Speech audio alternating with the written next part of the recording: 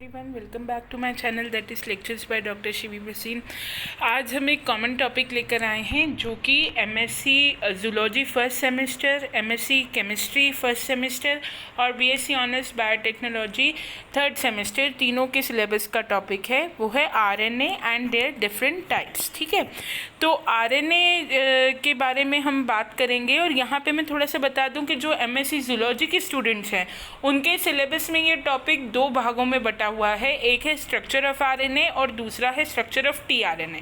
मैंने पूरे को एक ही वीडियो में कंपाइल करने की कोशिश करी है, आप अपने हिसाब से स्प्लिट कर लीजिएगा। बाकी के जो स्टूडेंट्स हैं वो टीआरएनए के स्ट्रक्चर को इतना डिटेल में ना पढ़ें, थोड़ा शॉर्ट कर लें अपने अकॉर्डिंग। और जो एमएससी जूलॉजी के बच्चे हैं वो टीआरएनए को एक सेपरेट टॉपिक की तरह भी प्रिपेयर करें, क्योंकि आपको टीआरएनए पर भी क्वेश्चन आ सकता है अलग से। ठीक है, तो हम स्टार्ट करते हैं। इंट्रोडक्शन देखेंगे, आरएनए का स्ट्रक्चर देखेंगे, सेकेंडरी स्ट्रक्चर देखेंगे, डिफरेंट टाइप्स आरएनए के हम देखेंगे, और जो मेन तीन टाइप हैं एमआरएनए, टीआरएनए, आरआरएनए वो देखेंगे, और कुछ अदर टाइप्स भी होते हैं आरएनए के वो भी देखेंगे। हम प्रॉपर्टीज देखेंगे, फंक्शंस देखेंगे आरएनए के। ठीक है, अब फटाफट से हम इंट्रोडक्शन शुरुआत करते हैं। आरएनए जो होता है उसका फुल फॉर्म होता है राइबो न्यूक्लिक एसिड। ठीक है, ये भी एक पॉलीन्यूक्लियोटाइड है। न्यूक्लियोटाइड मैं आप लोगों को बहुत बार बता चुकी हूँ कि जो नाइट्रोजनस बेस है जब उसके अंदर शुगर जुड़ती है तो उससे बनता है न्यूक्लियोसाइड, और जब न्यूक्लियोसाइड के अंदर फॉस्फेट ग्रुप जुड़ जाता है तो बनता है न्यूक्लियोटाइड।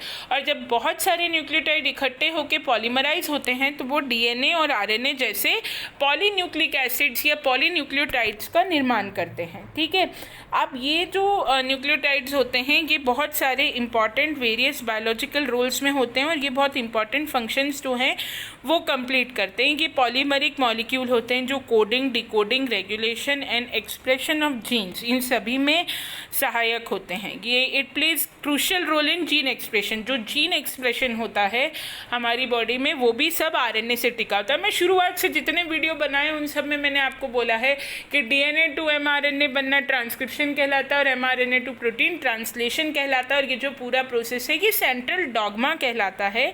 और मैंने आपको ये भी बताया कि सेंट्रल डॉगमा जो है ये बहुत ही, इसका मेंटेनेंस बहुत इंपॉर्टेंट है। ये जेनेटिक सिस्टम जो हमारी बॉडी में है वो पूरा इसी से मेंटेन रहता है। अब ये डीएनए आरएनए में अंतर भी देख लीजिए। डीएनए में डीऑक्सीराइबोस शुगर होती है और आरएनए में जैसा कि आप देख पा रहे हैं राइबोस शुगर होती है। बहुत ही मतलब थोड़ा सा अंतर ही है इसके स्ट्रक्चर में, दोनों ही पेंटोज शुगर हैं।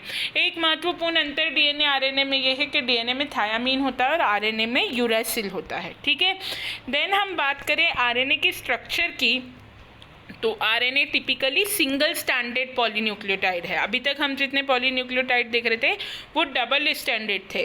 सिंगल स्टैंडर्ड पॉलीन्यूक्लियोटाइड है, इसको राइबोन्यूक्लियोटाइड हम कहते हैं। ये फॉस्फोडाइस्टर बॉन्ड से जुड़ा हुआ है, राइबोन्यूक्लियोटाइड होता है ये। इसके अंदर थायामीन एब्सेंट होता है और इसके अंदर होता है यूरासिल। ठीक है, और दी स्ट्रैंड इज 5' एंड, एक 5' एंड होता है जहाँ फॉस्फेट ग्रुप होती है, और एक 3' एंड होता है जहाँ OH ग्रुप होता है। एक इंटरेस्टिंग बात मैंने आपसे किसी वीडियो में पूछी भी थी, किसी स्टूडेंट ने मुझे नहीं बताई, मैं ही बता देती हूँ, मैं आपको बताती हूँ कि जो आरएनए है वो डीएनए से पुराना है। यानी जब इवोल्यूशन हुआ तो पहले आरएनए आया और फिर डीएनए आया। क्यों आया आरएनए पहले? खैर आरएनए क्यों पहले आया? आरएनए ही जेनेटिक मटेरियल था मेन उस समय जब लाइफ का ओरिजिन हुआ था, लेकिन डीएनए की ज़रूरत क्यों पड़ी, ये सवाल यहाँ पर एक उठता है। तो डीएनए की ज़रूरत इसलिए पड़ी क्योंकि आरएनए के अंदर जो यूरेसिल होता है ना, सबसे पहली बात तो आरएनए एक बहुत ही अनस्टेबल मॉलिक्यूल है, उसके अंदर बहुत ज़्यादा हाई मात्रा में अनस्टेबिलिटी है, और वो जो अनस्टेबिलिटी है वो उसको स्टेबल नहीं होने देती है, और उसकी वजह से वो जो अनस्टेबिलिटी है वो ये इन्हेंस करती है कि आरएनए का स्ट्रक्चर एक जैसा न रहे, और इसलिए वो एक स्टेबल जेनेटिक मटेरियल नहीं बन पाता। और वो उसके अलावा एक कारण ये भी है कि आरएनए के अंदर एक बेस है यूरेसिल। ठीक है, तो वो यूरेसिल क्या है, उसका जो एक स्ट्रक्चर है उसके होमोलॉग बहुत है। एक 5 ब्रोमो यूरेसिल होता है, वो भी बिल्कुल यूरेसिल जैसा होता है, तो उसके होने के कारण कई बार एडिनाइन उस 5 ब्रोमो यूरेसिल से पेयर कर जाता है क्योंकि वो यूरेसिल जैसा ही दिखता है। और इस कारण गलत बेस पेयरिंग हो जाती है और इस कारण म्यूटेशन जनरेट होता है। और सबसे बड़ी बात तो यही है एनीवे कि आरएनए जो है वो बहुत ही अनस्टेबल मॉलिक्यूल है, बहुत जल्दी वो एंजाइमेटिक डिग्रेडेशन शो करता है और बहुत ही जल्दी वो कोलैप्स करता है। इस वजह से ये ज़रूरत आई कि ये यूरेसिल एक तो रिप्लेस हो, क्योंकि इसके कॉपी कैट्स बहुत हैं, इसके जैसे दिखने वाले दूसरे मॉलिक्यूल बहुत हैं, तो इसका रिप्लेसमेंट करने के लिए थायामीन का जन्म हुआ और आरएनए की अनस्टेबिलिटी के कारण डीएनए का इवोल्यूशन हुआ। ठीक है ना, ये एक बहुत इंटरेस्टिंग बात है, ये एनसीईआरटी की 12th की बुक में भी दी हुई है, अगर कभी आपने ध्यान से पढ़ी हो तो हम देख लेते हैं कि जो स्ट्रक्चरल डिफरेंस है, the subtle structural difference between the sugar gives DNA added stability, makes DNA more suitable for storage of genetic information. और जो डीएनए के अंदर जो शुगर का अरेंजमेंट है वो भी डीएनए को ज़्यादा स्टेबल बनाता है और उसको जेनेटिक इन्फॉर्मेशन के कैरियर के रूप में स्टेबल करता है ना, मतलब जेनेटिक इन्फॉर्मेशन ज़्यादा अच्छे से ज़्यादा स्टेबल तरीके से स्थिर तरीके से डीएनए कैरी कर पाएगा। RNA specific pyrimidine uracil forms a complementary base pair with adenine. और जो आरएनए होता है उसके अंदर यूरेसिल जो है वो एडेनाइन से पेयर करता है। आरएनए सिंगल स्टैंडर्ड होता है लेकिन फिर भी उसके अंदर बेस पेयरिंग होती है, क्योंकि वो फोल्ड्स, जैसे अपन ने प्रोटीन में पढ़ा था ना कि फोल्ड्स जनरेट करता है और फोल्ड जनरेट करके आगे एक डायग्राम आएगा, ये देखो, फोल्ड जनरेट करता है और सेल्फ पेयरिंग ही कर लेता है ना, ये इसी के फोल्ड्स के बीच में पेयरिंग हो जाती है हाइड्रोजन बॉन्ड से। और एडेनाइन थायामीन की जगह यहाँ यूरेसिल से पेयर करेगा और ग्वानिन जो है वो साइटोसिन से पेयर करेगा। ठीक है ना, तो ये आरएनए का जो शुगर है ये आप ध्यान रखिएगा कि शुगर जो है वो राइबोस शुगर होती है इसके अंदर, और खुद में आरएनए एक अनस्टेबल मॉलिक्यूल है। अब हम देख लेते हैं आरएनए का सेकेंडरी स्ट्रक्चर कैसा होता है। Most RNA molecules are single standard but an RNA molecule में contain region which can form complementary base pairing whether the RNA stand loop backs on itself. जो आरएनए का लूप होता है वो खुद ही पे फोल्ड होता है और फोल्ड होकर एक स्ट्रक्चर जनरेट कर लेता है ना, इसको हम आरएनए का सेकेंडरी स्ट्रक्चर कहते हैं। Some RNAs have some double standard regions, ribosomal RNA and transfer RNA exhibit secondary structure as do some messenger RNAs. ठीक है, इनके सेकेंडरी स्ट्रक्चर होते हैं और कुछ मैसेंजर आरएनएस के भी सेकेंडरी स्ट्रक्चर होते हैं, है ना। देन टाइप्स ऑफ आरएनए, कौन कौन से जो टाइप्स ऑफ आरएनए इसमें वो होते हैं, तो आर आरएनए होता है, एम आरएनए होता है और टी आरएनए होता है। ये 3 टाइप के आरएनए होते हैं ना। एक एम आरएनए होता है, एम आरएनए जो होता है मैसेंजर आरएनए, वो एक सिंगल स्ट्रैंडेड आरएनए मॉलिक्यूल है that is complementary to one of the DNA strands of a gene, जो कि डीएनए के एक जीन के स्ट्रैंड को कॉम्प्लीमेंट करता है। It contributes about 5% of the total RNA. ये कई बार कॉम्पिटिटिव में क्वेश्चन आता है कि एम आरएनए टोटल आरएनए का कितना बनाता है, तो 5% ऑफ द टोटल आरएनए ये बनाता है। ये एक मोस्ट हेट्रोजीनियस मॉलिक्यूल है। It is a most heterogeneous of 3 types of RNA in terms of both base pair and size. Base pair और साइज के दोनों के हिसाब से यदि बात करें तो ये एक हेट्रोजीनियस मॉलिक्यूल है ना, मतलब अलग अलग तत्वों से बना हुआ मॉलिक्यूल है।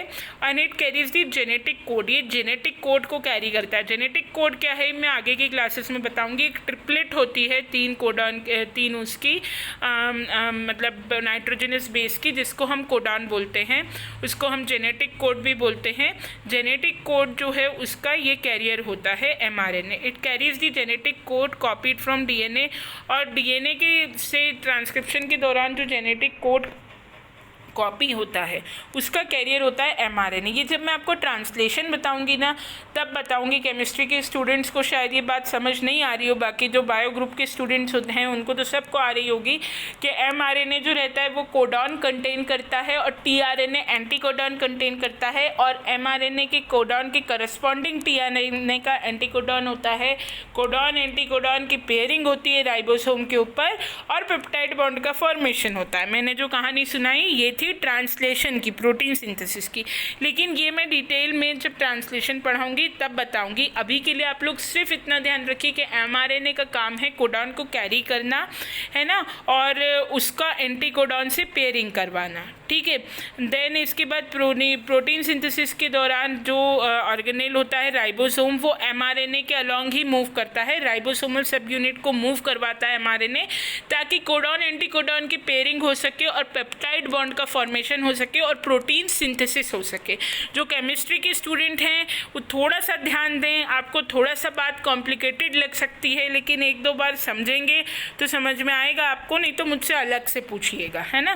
देन एक a part of post-translational processing in eukaryotes, the M dash end of the mRNA is capped with a guanosine triphosphide nucleotide। क्या होता है कि जो mRNA का 5 डैश एंड होता है, mRNA के 2 एंड होते हैं, 5 डैश एंड और 3 डैश एंड, तो जो mRNA का 5 डैश एंड होता है उसे GTP से, guanosine triphosphate, जो कि ATP का भाई है, मतलब एक प्रकार से एनर्जी करेंसी है हमारे उसकी सेल की, उससे इसकी कैपिंग हो जाती है। क्यों कैपिंग होती है 5 डैश एंड को GTP से क्यों कैप किया जाता है? It helps in mRNA recognition during translation और प्रोटीन सिंथेसिस। ये कैपिंग जो है ये मददकारी होती है ताकि mRNA ट्रांसलेशन के दौरान रिकॉग्नाइज हो सके। और एक बात बता दूं कि mRNA बहुत ही अनस्टेबल मॉलिक्यूल है, तो उसका एंड जो है वो डिग्रेड ना हो, इस कारण से 5 डैश एंड की कैपिंग हो जाती है GTP से। एक 2 एंड है mRNA के, जैसे DNA के 2 एंड थे ना, 5 डैश एंड और 3 डैश एंड, वैसे ही mRNA के भी 2 एंड है, 5 डैश एंड और 3 डैश एंड। तो 5 डैश एंड जो होता है ना उसकी कैपिंग होती है GTP से, और जो 3 डैश एंड होता है उसकी जो कैपिंग होती है वो पॉली ए टेल से या मल्टीपल एडिनाइलेट रेसिड्यूज से कैप हो जाता है, ताकि एंजाइमेटिक डिग्रेडेशन mRNA का न हो। दोनों तरफ से mRNA के जो हिस्से हैं 5 डैश एंड और 3 डैश एंड से, उसके जो एंड हैं उनको सील कर दिया जाता है। कारण ये कि एक तो वो 5 डैश एंड इसलिए सील किया जाता है ताकि वो रिकॉग्नाइज किया जा सके mRNA ट्रांसलेशन के प्रोसेस के दौरान, यानी प्रोटीन जब वो बनाएगा तो उसको पहचाना जा सके। और दूसरा कारण 3 डैश एंड को पॉली ए टेल से कैप करने का कारण ये होता है कि ये mRNA हाईली अनस्टेबल मॉलिक्यूल है, ये डिग्रेड ना हो, प्रोसेस को क्षति ना पहुँचे, और इसके कारण इसके डिग्रेडेशन से ट्रांसलेशन ब्लॉक ना हो, इसलिए दोनों तरफ कैपिंग कर दी जाती है। ठीक है, अब mRNA का काम क्या होता है? ये जो है it acts as an intermediary between the genetic information in DNA and amino acid sequence of protein. ये एक इंटरमीडिएट की तरह काम करता है DNA से mRNA और mRNA से प्रोटीन बनाने में। Then it contains multiple regulatory region, ये मल्टीपल रेगुलेटरी रीजन्स कंटेन करता है that can determine the timing and rate of translation. ये टाइमिंग और रेट ऑफ ट्रांसलेशन डिटरमाइन करता है। And it also ensures the translation proceeds in orderly fashion, और ये भी इंश्योर करेगा कि ट्रांसलेशन जो है वो एक ऑर्डरली फैशन के अंदर चलती रहे। और ये it contain site for docking of ribosomes, ये मतलब एक ऐसी भी साइट कंटेन करता है जहाँ ये राइबोसोम को अटैच कर लेता है, राइबोसोम का मूवमेंट मतलब राइबोसोम को मूव करवाता है अपने अलॉन्ग, है ना, और फिर tRNA आके यहाँ पर अटैच हो सकता है इसी के सहारे। ये जब तक अपना कोडॉन प्लेस नहीं करेगा tRNA का एंटी कोडॉन आके इससे मैच नहीं कर पाएगा और बॉन्ड फॉर्मेशन नहीं होगा। It transcribes the genetic code from DNA into a form that can be read and can be used to make protein. ये जो है ये ट्रांसक्राइब करेगा जेनेटिक कोड को DNA से, ताकि DNA से mRNA बने और mRNA से प्रोटीन बने। It carries genetic information from nucleus to cytoplasm, ये न्यूक्लियस से साइटोप्लाज्म जो है उसमें जेनेटिक इन्फॉर्मेशन को ट्रांसफ़र करता है। ठीक है, अब नेक्स्ट आता है RNA, ribosomal RNA। Ribosomal RNA जो होता है वो राइबोसोम्स में पाया जाता है, और लगभग जो सेल के टोटल RNA होता है उसका 80% जो RNA है वो राइबोसोमल RNA होता है। ठीक है, ribosomes are compose of a large sub unit called 58। Ribosomes जो है वो 2 सब यूनिट के बने होते हैं, 50S और 80S, है ना। ये प्रोकैरियोट्स में 2 सब यूनिट होते हैं, 50S और 30S। इसको हम कहते हैं 50S का बड़ा सब यूनिट, 30S का छोटा सब यूनिट। इसको कॉमनली कहा जाता है 70S राइबोसोमल सब यूनिट, और यूकैरियोट्स में 60-40 होता है जिसको हम कहते हैं 80S राइबोसोमल सब यूनिट। ठीक है, each of which is made up of specific specific rRNA molecule, her unit जो है वो स्पेसिफिक आरआरएनए मॉलिक्यूल का बना हुआ है। Different rRNA present in the ribosome include small rRNA and large rRNA which belong to small SSU and large sub unit LSU. ठीक है, जितने भी आरआरएनए वो स्मॉल सब यूनिट और लार्ज सब यूनिट्स को बिलोंग करते हैं। The primary structure of rRNA sequence can vary across organism. जो प्राइमरी स्ट्रक्चर है आरआरएनए सीक्वेंस का वो वेरी करता है ऑर्गेनिजम्स के across, and base pairing with in these sequences commonly form stem loop configuration. जो बेस पेयरिंग होती है वो इसकी जो बेस पेयरिंग होती है वो स्टेम लूप कॉन्फ़िगरेशन बनाती है। The length and position of these rRNA stem loops allow them to create 3-डायमेंशनल rRNA structure that are similar across the species. जो लेंथ और पोजीशन है आरआरएनए के स्टेम लूप की वो एक 3-डायमेंशनल स्ट्रक्चर बना देती है, जो कि सभी स्पीशीज़ में लगभग एक ही स्पीशीज़ के इंडिविजुअल में कॉमन होता है। सभी में ऐसा 3-डायमेंशनल स्ट्रक्चर बनता है। Because of this configuration rRNA can form tight and specific interaction between ribosomal protein. इसी कॉन्फ़िगरेशन के कारण जब ये आरआरएनए राइबोसोमल प्रोटीन से बाइंड होता है, राइबोसोमल सब यूनिट्स को बाइंड करता है, तो ये एक टाइट तरीके से इन सब यूनिट्स को बाइंड कर सकता है। जो in ribosomes of eukaryotes such as human the small subunit contains a single small rRNA 1800 nucleotide. और ह्यूमन के अंदर जब ये complex ribosomal subunits bind होते हैं प्रोटीन सिंथेसिस के दौरान, तो छोटा वाला जो सब यूनिट होता है उसके अंदर 1800 न्यूक्लियोटाइड होते हैं, और जो बड़ा सब यूनिट होता है उसमें लगभग 5000 के करीब न्यूक्लियोटाइड्स होते हैं। ठीक है ना, तो मतलब ये बता रहा है कि अगर जो आरआरएनए है उसका ये स्टेम लूप टाइप स्ट्रक्चर ना हो तो वो जो सब यूनिट छोटे और बड़े राइबोसोम के जुड़ रहे हैं इस आरआरएनए से वो इतनी स्ट्रांगली न जुड़ पाए, और जो छोटा वाला सब यूनिट होता है उसके अंदर 1800 न्यूक्लियोटाइड्स से बना होता है, और जो बड़ा वाला सब यूनिट होता है राइबोसोम का, भी थोड़ी देर मैंने पहले बताया ना कि बड़ा सब यूनिट जो है वो 60S का होता है यूकेरियोट्स में, छोटा 40S का होता है यूकेरियोट्स में, मिलाकर हम इसे 80S राइबोसोमल सब यूनिट बोलते हैं, और प्रोकैरियोट्स में 50 का बड़ा और 30 का छोटा मिलाकर हम इसे 70S राइबोसोमल सब यूनिट बोलते हैं। तो वो बोल रहा है कि यूकेरियोट्स में जो बड़ा सब यूनिट होता है ना उसमें 5000 न्यूक्लियोटाइड्स होते हैं, और जो छोटा सब यूनिट होता है उसके अंदर 1800 न्यूक्लियोटाइड्स होते हैं। ठीक है, there are 4 type of rRNA in eukaryotes, 3 species in LSU and 1 in short sub unit. 3 जो स्पीशीज़ है वो 4 टोटल आरआरएनए 4 प्रकार के, यदि हम सब क्लासीफाई करें आरआरएनएस को तो यूकेरियोट्स में 4 प्रकार के आरआरएनए होते हैं। 3 जो है वो लार्ज सब यूनिट में पाए जाते हैं और 1 जो है वो छोटे सब यूनिट में पाया जाता है। और आरआरएनए जो है उसमें टेंडेंसी है प्रोटीन और एंजाइम से कॉम्प्लेक्स बनाने की, और फिर वो राइबोसोम का निर्माण करता है जिससे कि प्रोटीन सिंथेसिस संभव है। यदि राइबोसोम्स ना हो, आरआरएनए ना हो तो प्रोटीन सिंथेसिस नहीं हो पाएगा। एंड ये जो कॉम्प्लेक्स बनता है, ये जो आरआरएनए है, यही राइबोसोम जो है ये राइबोसोम ही मूव करता है अलॉन्ग एमआरएनए, जिससे कि कोडॉन और एंटी कोडॉन की जो है वो बाइंडिंग होती है ना, और प्रोटीन सिंथेसिस अकम्प्लिश होता है। तो आरआरएनए का काम क्या होता है? Direct translation of mRNA into protein. RRNA के सहारे से ही जो है वो प्रोटीन का निर्माण होता है। पूरी प्रोसेस जब मैं ट्रांसलेशन पढ़ाऊँगी तब समझ में आएगी। ट्रांसलेशन आएगी जूलॉजी वालों को नहीं है सिलेबस में, लेकिन एमएससी बायोटेक, एमएससी केमिस्ट्री और BSc honours biotechnology 3rd semester इन सबको है। ठीक है, they bind to tRNA and various necessary molecules necessary for protein synthesis. ये जो है ये टीआरएनए से बाइंड करते हैं करता है आरआरएनए, और दूसरे भी सभी मॉलिक्यूल्स जो कि प्रोटीन सिंथेसिस के लिए ज़रूरी हैं उन सभी से भी ये बाइंड करता है। ठीक है, देन हम बात करेंगे हमारा जो सबसे इम्पॉर्टेंट टाइप का आरएनए होता है टीआरएनए, जिसको हम कहते हैं transfer RNA. It is an adapter molecule composed of RNA. Transfer RNA और tRNA are the molecules that act as temporary carrier of amino acid. ये ऐसे मॉलिक्यूल हैं जो कि temporary carrier of amino acid की तरह काम करते हैं, और इनका काम है अमीनो एसिड को ribosome based on messenger RNA ये ही लेकर जो अमीनो एसिड है ना, जब प्रोटीन बनता है ना तो क्या होता है कि जो हमारा mRNA है उसके ऊपर कोडॉन होता है और जो tRNA है वो इसका कॉम्प्लीमेंट्री एंटीकोडॉन लेकर आता है, और साथ ही tRNA क्या लाता है, एक अमीनो एसिड लेके आता है जो आके इस mRNA से अटैच होता है और mRNA के कोडॉन से एंटीकोडॉन बाइंड करेगा और tRNA यहीं पे अमीनो एसिड को जोड़ेगा। जब अमीनो एसिड एक दूसरे से पेप्टाइड बॉन्ड से जुड़ेंगे तब प्रोटीन का निर्माण होगा, है ना। In this way they act as intermediate between nucleotide and amino acid sequence. इस तरह से ये जो tRNA है ये इंटरमीडिएट की तरह काम करते हैं न्यूक्लियोटाइड और अमीनो एसिड सीक्वेंस के बीच में। tRNA जो हैं they are the ribonucleic acids and therefore capable of forming hydrogen bond with mRNA।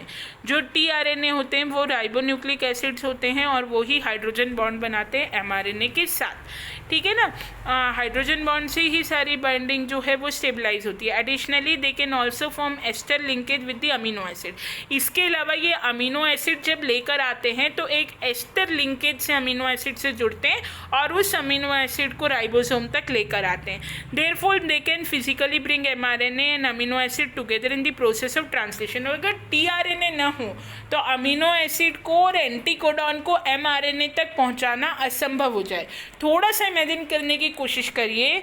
आप जो बच्चे ट्रांसलेशन पढ़ेंगे उनको तो मैं बताऊंगी, पर आप थोड़ा सा इमेजिन करने की कोशिश करिए कैसा हो रहा है ना कि एक राइबोसोम के 2 सब यूनिट हैं, एक तरफ mRNA है, mRNA के सहारे पे कोडॉन लगा हुआ है, सामने से tRNA एंटीकोडॉन लेके आ रहा है, साथ ही अमीनो एसिड लेकर आ रहा है। कोडॉन और एंटीकोडॉन की बाइंडिंग हो रही है और tRNA यहीं पे अमीनो एसिड छोड़ रहा है।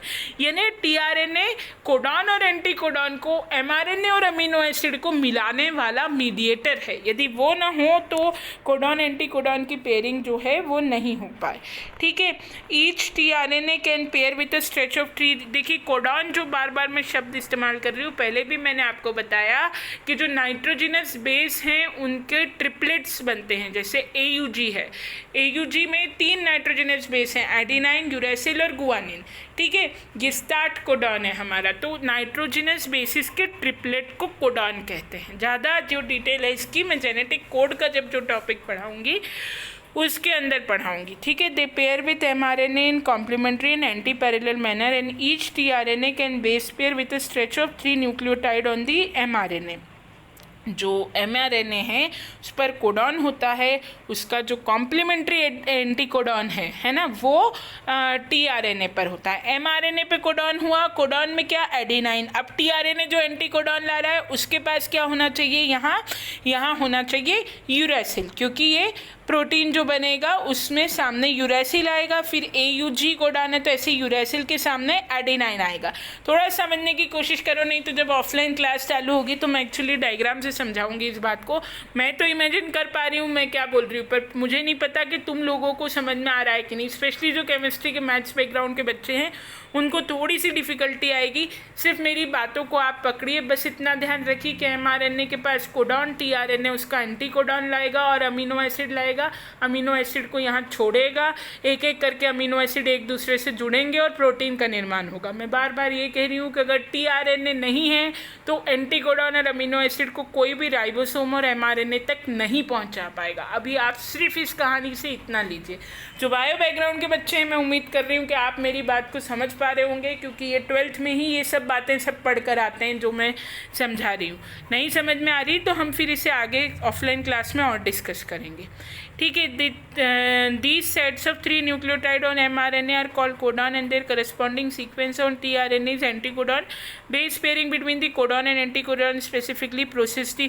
जब कोडॉन और एंटीकोडॉन एक दूसरे से बाइंड करेंगे तो ट्रांसलेशन का प्रोसेस आगे बढ़ेगा। ये tRNA एंटीकोडॉन छोड़ेगा, अमीनो एसिड छोड़ेगा, अमीनो एसिड एक दूसरे से पेप्टाइड बॉन्ड से जुड़ेंगे और प्रोटीन का निर्माण होगा।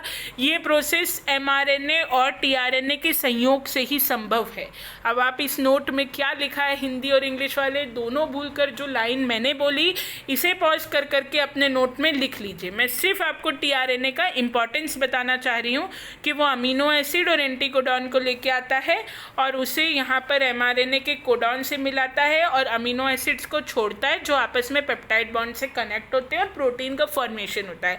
यदि टीआरएनए ये रोल ना प्ले करे तो प्रोटीन का फॉर्मेशन नहीं हो सकता। हिंदी इंग्लिश दोनों मीडियम वाले सिर्फ मेरी इस बात का सार अपने शब्दों में लिख लें, ठीक है।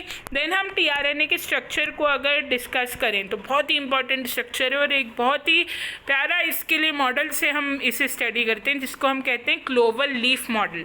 ये जो स्ट्रक्चर है ये ऐसा है कि क्लोवर लीफ के जैसा अपीयर होता है जिसको हम कहते हैं clover leaf structure and the model that describes the structure of tRNA is known as clover leaf model, ठीक है। The structure of tRNA can be decomposed into primary structure, secondary structure and tertiary structure. ये तीन में हो सकता है differentiate, primary, secondary और tertiary structure. Usually ये क्लोवर लीफ स्ट्रक्चर के रूप में देखा जा सकता है। All tRNA have a similar L shaped 3D structure that allows them to fit into P and A side. जितने भी टीआरएनए होते हैं उनका एक एल शेप्ड स्ट्रक्चर होता है जो कि P और A साइड, राइबोसोम की 3 साइट होती हैं। जब हम ट्रांसलेशन पढ़ेंगे तो पढ़ेंगे P साइड, A साइड और E साइड। तो इसमें फिट हो सके mRNA, ऐसा उसका स्ट्रक्चर अपने आप को 3D शेप में mRNA चला जाता है। आपको याद होगा मैंने जब केमिस्ट्री में प्रोटीन का स्ट्रक्चर पढ़ाया था, जूलॉजी में भी पढ़ाया है, तो बताया था कि टर्शरी स्ट्रक्चर में 3D डायमेंशन ले लेता है प्रोटीन, है ना। तो इसी तरह से जो टीआरएनए का स्ट्रक्चर होता है वो भी 3D एल शेप का हो जाता है ताकि वो A और P और E साइड्स में खुद को अच्छे से फिट कर सके और अच्छे से प्रोटीन का जो है वो निर्माण करा सके, ठीक है। The clover leaf structure becomes 3D L shaped structure through coaxial stacking of helix which is a common RNA tertiary structure motive, ठीक है। ये एक 3D एल शेप का स्ट्रक्चर हो जाता है। जो लेंथ होती है, the length of each arm as well as the loop diameter in a tRNA, जो लेंथ है हर आर्म की और जो लूप का डायमीटर है वो स्पीशीज टू स्पीशीज वेरी करता है। टीआरएनए की यदि मैं स्ट्रक्चर की ब्रॉडली बात करूं तो ब्रॉडली देखिएगा कि ये जो स्ट्रक्चर इसमें फॉलोइंग चीज़ें हैं। एक तो है 5' टर्मिनल फॉस्फेट ग्रुप। यहाँ ये स्ट्रक्चर देखोगे तो देखोगे 5' टर्मिनल फॉस्फेट ग्रुप है उसमें। चलो पहले मैं बताती हूँ फिर डायग्राम से बता दूंगी। फिर एक्सेप्टर स्टेम है जो कि 7 to 9 बेस पेयर्स की है, made by the base pairing of 5' terminal nucleotide. इतना डिटेल में केवल MSc जूलॉजी के बच्चे जाएंगे मार्केट, ना तो ये BSc ऑनर्स बायोटेक के लिए टीआरएनए इतना डीप में जाना है। सिर्फ आपको थोड़ा सा फंक्शन, हल्का सा स्ट्रक्चर, क्लोवर लीफ मॉडल बना के फंक्शन बता देने हैं और इंट्रोड्यूस करना है। जूलॉजी और केमिस्ट्री, बायोटेक और केमिस्ट्री दोनों को। सिर्फ MSc जूलॉजी के सिलेबस में टीआरएनए एक सेपरेट टॉपिक है, तो वो टॉपिक आपको पूरा ये कवर करना है और इसे भी आप अपने वर्ड्स में लिखिएगा कि एक हिस्सा टीआरएनए का कौन सा है, 5' टर्मिनल फॉस्फेट ग्रुप है। दूसरा हिस्सा कौन सा है, एक्सेप्टर स्टेम है जो कि 7 से 9 बेस पेयर्स की है, जो कि which is made by the base pairing of the 5' terminal nucleotide with 3' terminal nucleotide, ठीक है। 3' टर्मिनल न्यूक्लियोटाइड में CCA सीक्वेंस होती है। वो जब 5' टर्मिनल न्यूक्लियोटाइड के साथ कंबाइन करता है तो एक 7 से 9 बेस पेयर की स्टेम जनरेट होती है जिसे कहते हैं एक्सेप्टर स्टेम, ठीक है। तो एक रीजन हो गया 5' टर्मिनल फॉस्फेट ग्रुप, दूसरा रीजन हो गया 7 से 9 बेस पेयर्स की एक्सेप्टर स्टेम। फिर तीसरा है the CCA tail is a cytosine adenine sequence at the 3' end of the tRNA. Amino acid loaded into the tRNA by amino-acyl tRNA synthetase to form amino-acyl tRNA is covalently bonded to the 3' hydroxyl group on the CCA tail। Actually क्या होता है कि यहाँ पे जो 3' and पर tell है, CCA tell, ये साइटोसिन और एडिनाइन सीक्वेंस की टेल है और यहाँ पर अमीनो असाइल tRNA एक एंजाइम होता है जो कि अमीनो एसिड को tRNA से बाइंड करवाएगा और फिर अमीनो एसिड को tRNA के जरिए mRNA तक लेकर जाएगा। ये जो एंजाइम है ये 3' एंड के ऊपर कोवेलेंट बॉन्ड से बाइंडेड होता है और this sequence is important for the recognition of tRNA by the enzyme and critical in translation. ये जो CCA सीक्वेंस सीक्वेंस है 3 डैश एंड पर होती है, अमीनो असाइल ट्रांसफरेज एंजाइम को यहाँ बाइंड करवाती है और ट्रांसलेशन के यानी प्रोटीन सिंथेसिस के प्रोसेस के लिए बहुत इंपॉर्टेंट है। ठीक है, in prokaryotes the CCA sequence, prokaryotes में क्या होता है कि ये CCA सीक्वेंस भी कोडॉन की तरह रीड हो जाती है और ट्रांसलेट हो जाती है। ठीक है, ज़्यादातर प्रोकैरियोट्स और यूकैरियोट्स में ये CCA सीक्वेंस जो है इज एडेड ड्यूरिंग प्रोसेसिंग। ये बात छोड़ दीजिए, ठीक है, आप बस कहानी को ध्यान से सुनिए, मेरे शब्दों पे ध्यान दीजिए, लिखी हुई बात को भी इतना ध्यान मत दीजिए। देखिए 5 डैश टर्मिनल एंड जो होता है वहाँ पे एक फॉस्फेट ग्रुप होता है, फिर जो 3 डैश एंड होता है उस पर एक एक्सेप्टर स्टेम होती है। ये एक्सेप्टर स्टेम जो है ये 5 डैश टर्मिनल न्यूक्लियोटाइड की 3 डैश टर्मिनल न्यूक्लियोटाइड की पेयरिंग से जनरेट होती है और 7 to 9 बेस पेयर्स इस एक्सेप्टर स्टेम में होते हैं। फिर वो क्या कह रहा है कि जो 3 डैश एंड होता है ना वहाँ एक CCA सीक्वेंस होती है। ये देखे डायग्राम को, जो 3 डैश एंड होगा ना यहाँ पे एक CCA सीक्वेंस होगी, इसमें नहीं दिख रही है शायद, हाँ CCA सीक्वेंस होती है शायद, एक और डायग्राम आएगा आगे।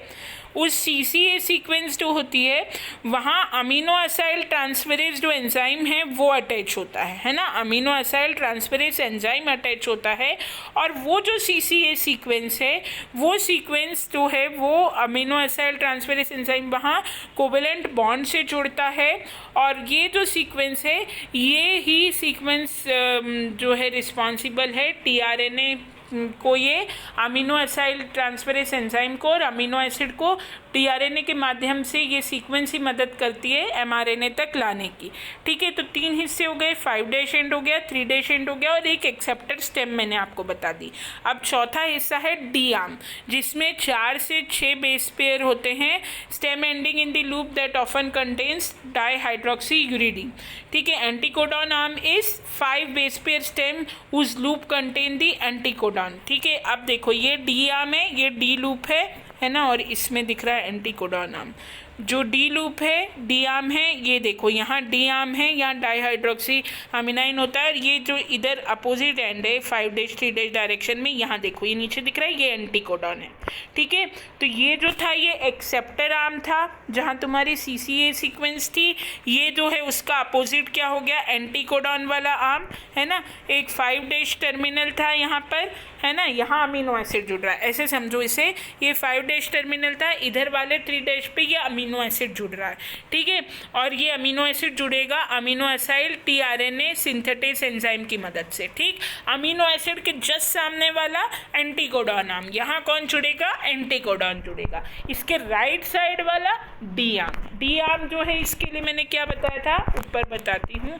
D आर्म जो है वो 4 से 6 बेस पेयर स्टेम का होता है, 4 से 6 बेस पेयर्स का होता है, इसमें डाईहाइड्रोक्सी यूरिडीन होता है। ठीक है, ये D आर्म है। एंटीकोडॉन आर्म बता दिया, ये 5 बेस पेयर स्टेम का होता है और एंटीकोडॉन कंटेन करता है। ठीक है, बस इतना जितना मैं बोल रही हूँ उतना याद रखो। T आर्म जो है वो 4 से 5 बेस पेयर का होता है, containing the sequence T5C where psi is pseudo uridine in a modified uridine। ये जो है ना, ये देखो इस डायग्राम में दिखेगा, ये T आर्म कहलाता है। ठीक है, जहाँ पर कि यूरिडीन की एक मॉडिफाइड सीक्वेंस लगी होती है। अब तुम उससे भूल जाओ, सिर्फ इसको याद रखो। देखो पहले मैंने क्या बोला था कि 5 डैश एंड पर फॉस्फेट ग्रुप लगा होता है, फिर इधर ही 3 डैश एंड होता है जहाँ पर अमीनो एसिड जुड़ता है अमीनो एसिड ट्रांसफरेज एंजाइम की मदद से, और यहाँ एस्टर बॉन्ड का फॉर्मेशन होता है अमीनो एसिड और अमीनो एसाइल ट्रांसफरेज एंजाइम के बीच में। जहाँ अमीनो एसिड जुड़ेगा उसका ठीक सामने वाला एंड एंटीकोडॉन कंटेन करेगा, इसको कहेंगे एंटीकोडॉन एंड। उसके राइट साइड वाला एंड कहलाएगा D आर्म, क्योंकि ये डाईहाइड्रोक्सिल यूरिडीन का एक मॉडिफाइड फॉर्म यहाँ होगा और दूसरा मॉडिफाइड फॉर्म इधर होगा T आर्म के ऊपर। और उसके अलावा पूरी जगह होगी इंट्रामॉलिक्यूलर बेस पेयर्स के बीच में हाइड्रोजन बॉन्डिंग। ठीक है, बस जो मैंने कहा ना उन शब्दों को ध्यान दो, लिखे हुए मैटर को भी भूल जाओ। यदि ये डायग्राम बनाओगे और जैसा मैं कह रही हूँ कि 2 एंड होते हैं, एक एंड 5 डैश एंड होता है जिसमें फॉस्फेट ग्रुप लगा होता है, दूसरा इधर 3 डैश एंड के ऊपर अमीनो एसिड जुड़ा होता है अमीनो एसाइल ट्रांसफरेज एंजाइम की मदद से और एस्टर बॉन्ड का फॉर्मेशन होता है। ठीक सामने वाला जो एंड है वो एंटीकोडॉन एंड है जहाँ एंटीकोडॉन जुड़ा हुआ है। ठीक है, बीच में intramolecular hydrogen bonding, base pairs के बीच में बॉन्ड है। इस एंटीकोडॉन के राइट साइड वाला एंड डी आर्म जहाँ यूरिडीन हाइड्रोक्सिल होके मॉडिफाइड फॉर्म में प्रेजेंट है, और इसके लेफ्ट साइड वाला जो एंड है वो टी आर्म जहाँ पर फिर से यूरिडीन का एक मॉडिफिकेशन हुआ है और वो प्रेजेंट है। इतना भी लिख दोगे और ये डायग्राम बना दोगे तो टीआरएनए का स्ट्रक्चर पे तुम्हें नंबर मिल जाएगा, ये सफिशिएंट है ना। थोड़ा सा कॉम्प्लिकेटेड है समझने में, पर जैसा मैं बोल रही हूँ वैसे समझोगे तो ध्यान रहेगा। देन बेसिस जो हैं, जो भी बेसिस हैं उसका थोड़ा बहुत मॉडिफिकेशन होकर वो यहाँ पर जुड़ते हैं और मिथाइलेशन से, मतलब मिथाइल ग्रुप का यहाँ एडिशन हो जाता है, जिससे कि बेसिस जो होते हैं वो मॉडिफाई हो जाते हैं। फर्स्ट एंटीकोडॉन बेस या wobble position is sometime modified to inosine. ये बात छोड़ दो, ठीक है। थोड़ी सी मैंने सोचा था कि डालेंगे, पर वो थोड़ा आप लोगों को समझने के लिए ज़्यादा हो जाएगा, इसलिए वो रहने दो। बस आप इतना याद रखो कि जो सेकेंडरी स्ट्रक्चर होता है टीआरएनए का, it contains the acceptor region D and T-arm and anticodon loop which is said to resemble a clover leaf. After the RNA folds into tertiary structure, it is L-shaped with the acceptor stem and T-arm forming an extended helix in the anticodon loop and D-arm similarly making extended helix. The two helix align perpendicular to each other in a way that brings the D and T-arm in close proximity while the anticodon loop and the acceptor arm are positioned on the opposite side of the molecule. सब भूल जाओ, केवल जो मैं कह रही हूँ उस बात को पकड़ लो कि जो टीआरएनए होता है उसका जो स्ट्रक्चर है वो टर्शरी स्ट्रक्चर में जाके एक 3D एल फॉर्म का स्ट्रक्चर बना लेता है। 4 इसके रीजन है, बिल्कुल जो मैं बोल रही हूँ बात को ध्यान रखो। 4 रीजन है। सबसे पहला एक्सेप्टर आर्म जिसके 5' एंड पे एक फॉस्फेट ग्रुप होता है, जिसके 3' एंड के ऊपर अमीनो एसिड जुड़ा होता है। Amino acyl T transferase enzyme की मदद से अमीनो एसिड और अमीनो एसिड एंजाइम के बीच में बॉन्ड बनता है, एस्टर बॉन्ड। ये हो गया आपका एक्सेप्टर आर्म, ठीक है। एक्सेप्टर आर्म पर ही एंजाइम भी है और अमीनो एसिड भी है और बॉन्ड है एस्टर बॉन्ड। एक्सेप्टर आर्म के जस्ट अपोजिट जब सामने की तरफ आ जाओ तो जुड़ा है तुम्हारा एंटीकोडॉन। ये आर्म कौन सा हो गया? Anticodon arm. जहाँ एंटीकोडॉन लगा हुआ है वो एंटीकोडॉन जो एमआरएनए के कोडॉन से जाके बाइंड करेगा, ठीक है। एंटीकोडॉन आर्म के राइट साइड में कौन हो गया? डी आर्म, है ना। डी आर्म पर एक मॉडिफाइड बेस पेयर यूरिडीन का कंटेनिंग है और लेफ्ट पे कौन सा आर्म हो गया? टी आर्म, जिसके अंदर भी एक मॉडिफाइड नाइट्रोजनस बेस है। और ये चारों का स्ट्रक्चर ऐसा होता है कि चारों एक दूसरे के परपेंडिकुलर आते हैं और टी और डी आर्म एक दूसरे के सामने और एक्सेप्टर और एंटीकोडॉन आर्म एक दूसरे के सामने आते हैं। यदि मेरी बात को पकड़ लोगे तो बहुत अच्छे से टीआरएनए का डायग्राम जरूर बनाना, और जितना मैंने बोला उतना भी लिख दोगे स्ट्रक्चर में तो ये मोर देन सफिशिएंट है, ठीक है। Types of tRNA. TRNA can be classified based on the amino acid its carries giving rise to 20 different tRNA. और जितने अमीनो एसिड हैं, हर टीआरएनए अलग अलग अमीनो एसिड को कंटेन करेगा, तो लगभग जितने 20 अमीनो एसिड है उतने ही एमआरएनए भी जनरेट हो सकते हैं। और ऑल्टरनेटिवली ये ग्रुप किए जा सकते हैं एंटीकोडॉन के बेसिस में। 64 पॉसिबल कोडॉन जो हैं वो they can form a combination of 4 nucleotide. ये 64 जो हमने जब इसकी रीडिंग हो रही थी तो देखा गया कि अगर 64 कोडॉन है तो 4 न्यूक्लियोटाइड के कॉम्बिनेशन में अगर हम उसे ग्रुप करेंगे तो ये 64 कोडॉन उससे राइज कर सकते हैं। लेकिन 3 स्टॉप कोडॉन्स होते हैं और 1 स्टार्ट कोडॉन होता है। फिर धीरे धीरे जब रिसर्च प्रोसीड की गई तो ये पता पड़ा कि जो कोडॉन्स हैं वो ट्रिपलेट में पाए जाते हैं, ठीक है। एक अमीनो एसिड को मल्टीपल कोडॉन रिप्रेजेंट कर सकते हैं, ठीक है। मतलब बहुत सारे कोडॉन एक अमीनो एसिड को भी कोड कर सकते हैं, ये हम आगे देखेंगे। हम ये भी देखेंगे जेनेटिक कोड में कि अगर AUG कोडॉन ह्यूमन बीइंग के अंदर उसके न्यूक्लियर जेनेटिक सिस्टम में स्टार्ट कोडॉन है तो यही कोडॉन माइटोकॉन्ड्रिया में स्टार्ट कोडॉन न होके साधारण किसी अमीनो एसिड को कोड करने वाला कोडॉन हो सकता है, ठीक है। कुछ स्पीशीज़ में 61 टीआरएनए होते हैं which gives rise to the question of how every codon is recognized by a specific tRNA। और ये भी कई बार दिमाग में क्वेश्चन आता है कि किस तरह से स्पेसिफिक कोडॉन को tRNA रिकॉग्नाइज करेगा, है ना। तो ये tRNA की जो है वो बहुत सारी वेरिंग कॉम्प्लिकेटेड प्रोसेस होता है जिसमें हम नहीं जाएंगे कि किस तरह से वो एक कोडॉन एनको और एंटी कोडॉन को रिकॉग्नाइज करेगा। हम फटाफट से सिर्फ फंक्शन देख लेते हैं। आपको तो सिर्फ टीआरएनए का स्ट्रक्चर, उसका 3D clover leaf model explain करना और फंक्शन देखना है कि ट्रांसफर आरएनए ब्रिंग्स और transfers amino acid to the ribosome. इसका काम होता है राइबोसोम तक अमीनो एसिड को लेके आना। इसका काम होता है राइबोसोम तक एंटी कोडॉन को लेके आना। इसका काम होता है एंजाइम के साथ बाइंड होकर यहाँ तक आना और प्रोटीन सिंथेसिस को ज्वाइन करना और पॉलीपेप्टाइड बनवाना। ठीक है, इसके अलावा टीआरएनए के अलावा शॉर्ट में कॉम्पिटिटिव के हिसाब से कुछ और आरएनए भी इंपॉर्टेंट है, तो मैंने वो भी दे दिए हैं। क्योंकि हाँ, एक चीज़ मैं यहाँ लिखना भी भूल गई कि आरएनए भी दो प्रकार के होते हैं, जेनेटिक आरएनए और नॉन जेनेटिक आरएनए। जो जेनेटिक आरएनए होता है वो जेनेटिक मटेरियल की तरह बिहेव करता है। आप देखते हैं जैसे वायरसेस, कुछ वायरसेस होते हैं जिनमें आरएनए जेनेटिक मटेरियल होता है, और जो नॉन जेनेटिक आरएनए होता है उसमें ये सब आते हैं आरएनए टीआरएनए। मतलब ये डायरेक्ट यहाँ जेनेटिक मटेरियल आरएनए नहीं है, लेकिन आप जेनेटिक मटेरियल की हेरिडिटी की ट्रांसमिशन की प्रक्रिया से किसी आरएनए को दूर नहीं कर सकते। अगर टीआरएनए, आरआरएनए या एमआरएनए नहीं हो तो हेरिडिटी का ट्रांसमिशन एक जनरेशन से दूसरी जनरेशन में नहीं होगा। ठीक है, अब दूसरे टाइप के आरएनए कौन कौन से हैं? स्मॉल न्यूक्लियर आरएनए, एसएनआरएनए है ना, ये it is always found associated with a group of specific protein. ये स्पेसिफिक प्रोटीन के साथ जुड़ा हुआ मिलता है और ये स्मॉल न्यूक्लियर राइबोप्रोटीन बनाता है न्यूक्लियस के अंदर। फिर small nucleolar RNA, small nucleolar RNA जो होते हैं they are components of small nucleolar riboprotein. ये स्मॉल न्यूक्लियोलर राइबोप्रोटीन के कंपोनेंट होते हैं और ये कॉम्प्लेक्स बनाते हैं जो कि सीक्वेंस स्पेसिफिक न्यूक्लियोटाइड मॉडिफिकेशन के लिए आवश्यक है। देन पीवी इंटरैक्टिंग आरएनए, ये जो है ये एक स्पेसिफिक P1W1 सब फैमिली के प्रोटीन होते हैं जो कि जीनोम की स्टेबिलिटी मेंटेन करने के लिए अत्यंत ज़रूरी होते हैं और गैमेटोजेनेसिस यानी गैमेट फॉर्मेशन में ये इंपॉर्टेंट रोल प्ले करते हैं। देन माइक्रोसेटेलाइट माइक्रो आरएनए, ये भी एनसीआरएनए 22 न्यूक्लियोटाइड के टुकड़े होते हैं और पोस्ट ट्रांसक्रिप्शन के बाद जो जीन साइलेंसिंग होती है उसमें ये इंपॉर्टेंट रोल प्ले करते हैं। एक एक लाइन याद रखिएगा, पढ़ लीजिए। यदि आरएनए का टॉपिक बहुत लंबा हो रहा है तो केवल इनके नाम भी लिख देंगे, एक हेडिंग बना के सफिशिएंट है। जैसे ना मैंने कॉम्पिटिटिव के हिसाब से डाल दिया है कि कॉम्पिटिटिव में कई बार इसके बारे में पूछ लिया जाता है।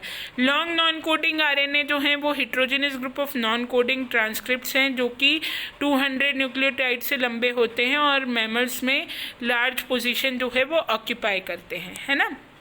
अब आरएनए की कुछ दूसरी प्रॉपर्टीज़ के ऊपर बात कर ले तो आरएनए जो है इट फॉर्म्स इन दी, वो न्यूक्लियोलस में बनता है और फिर न्यूक्लियस का पार्ट होता है, बनता न्यूक्लियोलस में है और फिर बाहर जाता है साइटोप्लाज्म में जहाँ जाके वो ट्रांसलेशन करता है।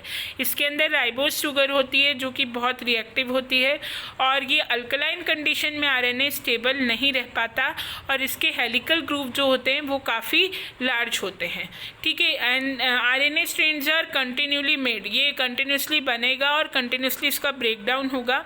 ये डैमेज के लिए रेजिस्टेंट होता है, यूवी लाइट से डैमेज के लिए रेजिस्टेंट होता है और जो इसका म्यूटेशन रेट होता है वो बहुत कम होता है और अनयूजुअल बेसिस इसके अंदर प्रेजेंट होते हैं और जो नंबर होता है आरएनए का वो सेल टू सेल वेरी करता है। इसका जो रेट ऑफ रीनेचुरेशन है वो मेल्ट होने के बाद ये बहुत क्विकली रीनेचुरेट होता है और फिर ये एक वर्सिटाइल फॉर्म है डीएनए का जो कि न्यूमरस या डाइवर्स टास्क जो है परफॉर्म करने के काम में आता है। फंक्शन ऑफ आरएनए क्या है? न्यूक्लिक एसिड होता है, एक मैसेंजर होता है डीएनए और राइबोसोम के बीच में। जेनेटिक मटेरियल ये जो है ये वायरसेस वगैरह में जेनेटिक मटेरियल की तरह काम करता है। ठीक है, बायोलॉजिकल रिएक्शन जो भी सेल के इंपॉर्टेंट होते हैं और जीन एक्सप्रेशन को कंट्रोल करने में ये इंपॉर्टेंट रोल प्ले करता है।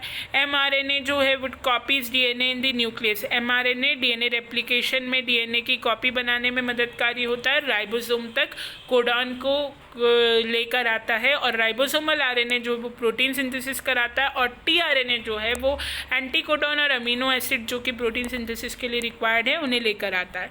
कुछ और आरएनए ऐसे होते हैं जो कि केमिकल रिएक्शंस को कैटेलाइज करने के फॉर्म में काम आते हैं। अब कुछ रीसेंट स्टडी 2007 में इकबर्ग जो हैं उन्होंने ऑकलैंड में evolution of ribosomal RNA genes पर काम किया। 2015 में हेंसिस ने एक ओवरव्यू दिया प्री राइबोसोमल आरएनए प्रोसेसिंग, है ना, मतलब आरएनए प्रोसेसिंग किस तरह से होती है यूकेरियोट्स में, इसमें एक उन्होंने ओवरव्यू स्टडी करी जिससे कि काफ़ी डिटेल्स पता पड़ी कि डिजीज़ से और डिजीज़ कंडीशन से क्या रिलेशन है आरएनए प्रोसेसिंग का। और 2020 में, मई 2020 में एक लेटेस्ट रिसर्च आई है, आरएनए के मूवमेंट्स किस तरह से इस्तेमाल किए जा सकते हैं कैंसर ट्रीटमेंट में, किस तरह से आरएनए का इस्तेमाल किया जा सकता है कैंसर ट्रीटमेंट में, ये देखने के लिए।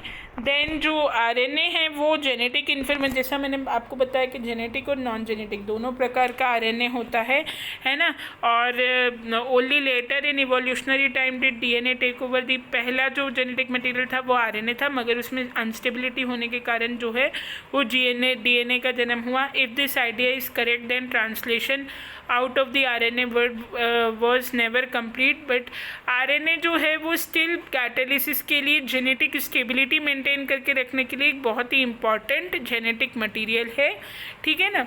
और ये जो है ये हम मॉडर्न डे सेल्स में भी मॉलिक्यूल, मतलब पुराने टाइम के यदि ऑर्गेनिजम्स की फॉसिल स्टडी करें तो भी हमें इसके प्रूफ मिलते हैं कि किस तरह से आरएनए से डीएनए का इवोल्यूशन हुआ, ठीक है। टॉपिक थोड़ा लंबा है, थोड़ा कॉम्प्लिकेटेड है, लेकिन अगर आप ध्यान से देखेंगे तो समझ में आएगा, है ना। आप वीडियो देख के अपना फीडबैक ज़रूर दीजिएगा। Thank you very much.